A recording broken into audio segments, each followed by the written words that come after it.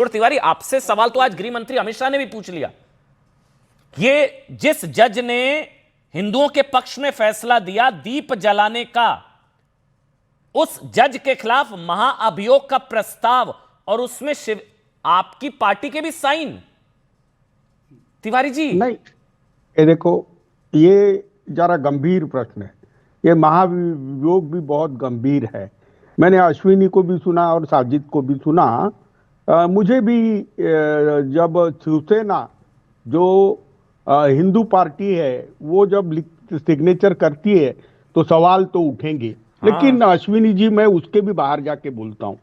दुनिया के अंदर जहां सबसे ज्यादा हिंदू है, 12 साल हो गए, मोदी जी ने इसे पहले हिंदू राष्ट्र डिक्लेयर करना था। अब बात ऐसी है, अब मैं मुद्दे की बात कर रहा हूं कि दुनिया में सबसे ज्यादा मुस्लिम संप्रदाय के लोग हैं और धर्म और संप्रदाय को अपन मिला देते, तो क्या हम 44 करोड़ जो मुसलमान भारत में हैं उनको सेकेंडरी सिटीजन का ये देंगे?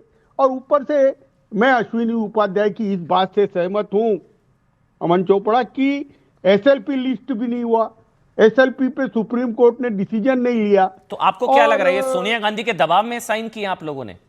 राहुल गांधी कांग्रेस के दबाव में आप लोगों को साइन करने पड़े? क्योंकि आप कह रहे हैं कि आप भी हैरान हैं इस फैसले से। हिंदुओं के पक्ष में फैसला, पहाड़ी के स्तंभ पर दीप जलाने का हिंदुओं के पक्ष में फैसला जिस जज ने दिया, ये इतिहास में लिखा जाएगा प्रभु।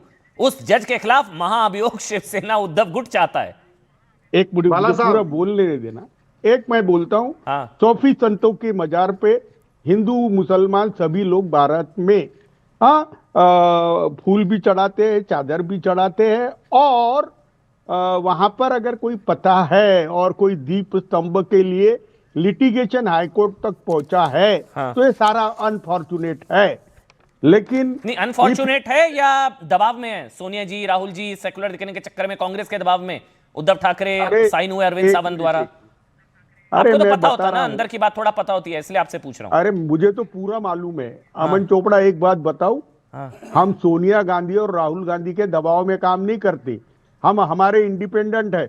लेकिन तो इंडिपेंडेंटली एंटी हिंदू अब आप हो गए, अंदर से हो गए आप लोग। अरे नहीं, हमारे उद्धव जी कल इस पर ऑफिशियल बयान भी देने वाले हैं। लेकिन मैं कहता हूं, भारत के अंदर ये हिंदू राष्ट्र मोदी जी डिक्लेयर करे और हिंदू की प्रायोरिटी भी डिक्लेयर करे, लेकिन उसी वक्त यहाँ दूसरे संप्रदाय बस एक फिर शाहिद भाई आपके पास आ रहा हूं, राधिका जी आपके पास आ रहा हूं। ये जो घुसपैठियों को बाहर निकालने का जो ऑपरेशन चल रहा है यूपी में, खासकर डिटेंशन सेंटर वगैरह, मनोज काका बताएंगे उसको बेहतर, ये सब ठीक है ना? इसके तो साथ है ना आप लोग? नहीं, जो भारत के नागरिक नहीं है उनको भारत के बाहर निकालना अमेरिका में चल रहा है, भारतीयों को निकाल तो के मानवता वगैरह जो मनोज भाई कह रहे थे, मानवता हमारा भी एक पक्ष है, हमें तालिबान थोड़ी ना दिखना है, जो जिन लोगों का कलेजा मुंह को आ रहा है, दिल पसीज रहा है, वो सही है? अरे अमन मेरी बातों से मत पचाओ। समाजवादी पार्टी अभी 39 लेके आई है, 39 मेंबर ऑफ पार्लियामेंट, और उसको वो जो पार्टी का लीडर बोलता है वो वजन रखता है। लेकिन तो मैं एक बात कह रहा हूं, थोड़ी ना लाई है। घुसपैठियों के खिलाफ, घुसपैठियों पर एक्शन से किसी को टेंशन होती है, सही या नहीं? बस आप बेबाक राय रखते हैं ना, इसलिए जल्दी से मैं शाहिद अली आ रहा हूं, मैं और मनोज भाई आ रहा हूं। ये देखो वुमन राइट एक्टिविस्ट हूं, और बर्मा में जो हालात बने थे, जिस वजह से स्पेस पैसेज लेके ये रोहिंग्या यहाँ आए हैं, उनकी कोई हालत बहुत ठीक नहीं है। लेकिन उसके लिए इंटरनेशनल ठीक नहीं है क्या? आपका भी ऐसा कलेजा मुंह को आ रहा है? आपका भी इतना मानवीय पहलू? ये सब धर्मशाला थोड़ी ना है हमारा घर कोई धर्मशाला थोड़ी ना है। कितने आतंकी हमलों में रोहिंग्या का कनेक्शन निकल कर आया, फिर कहां जाते हैं आप लोग? अरे अमन, मैं बताऊंगा, ये रोहिंग्या, ये घुसपैठी है, इनको बाहर निकालना चाहिए मेरे ख्याल से। मनोज भाई जो यूपी में चल रहा है उसकी तो एक मिनट, जो मनोज भाई यूपी में चल रहा है वहां तो कुछ ज्यादा ही सख्ती चल रही है। 17 मंडल, वहां पर डिटेंशन सेंटर, गोरखपुर वाली तो तस्वीरें देखी हमने, रैन बसेरा को कन्वर्ट भी कर दिया गया है। वहां तो एकदम युद्ध स्तर पर ऑपरेशन टॉर्च भी चल रहा है, शायद रात के वक्त भी टॉर्च में ढूंढे जा रहे हैं सारे घुसपैठिए, नहीं मनोज भाई?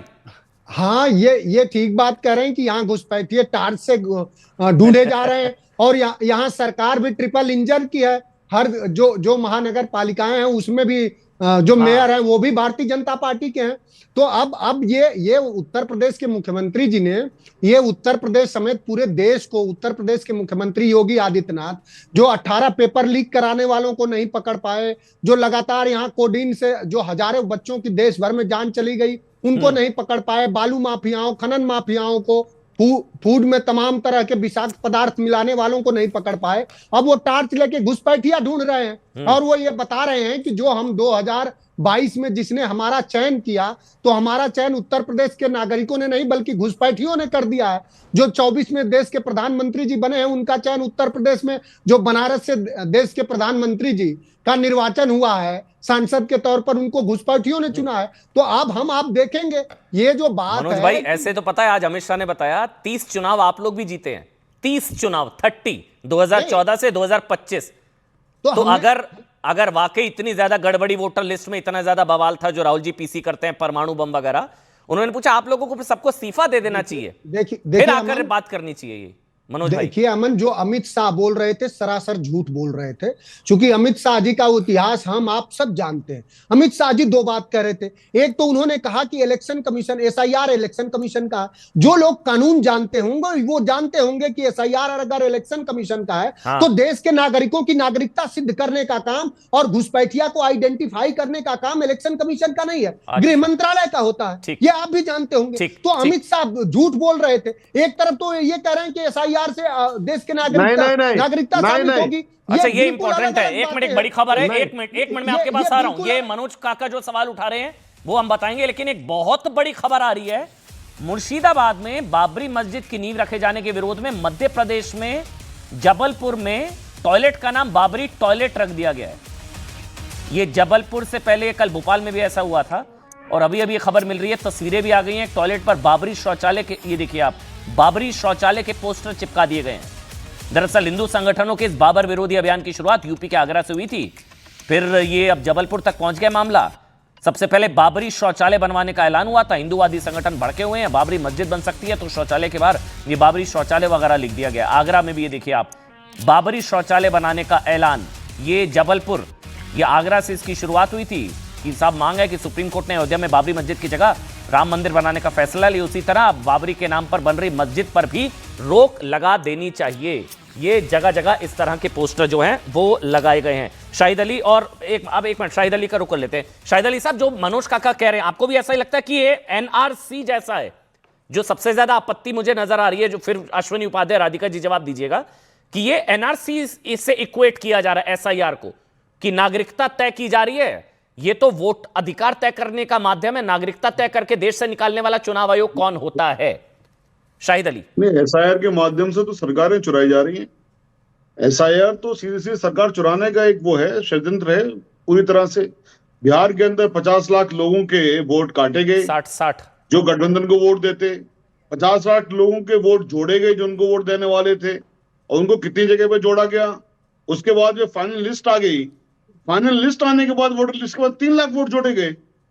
सेक्शन 18 पीपल्स रिप्रेजेंटेशन एक्ट कहता है कि साहब कोई अगर किसी का नाम डिलीशन हो गया है, ऐड हो गया, कुछ हो गया, गलती हो गई है, उसको सुधार लेंगे, फाइनल लिस्ट आ जाएगी, फाइनल लिस्ट के बाद में कुछ नहीं होगा।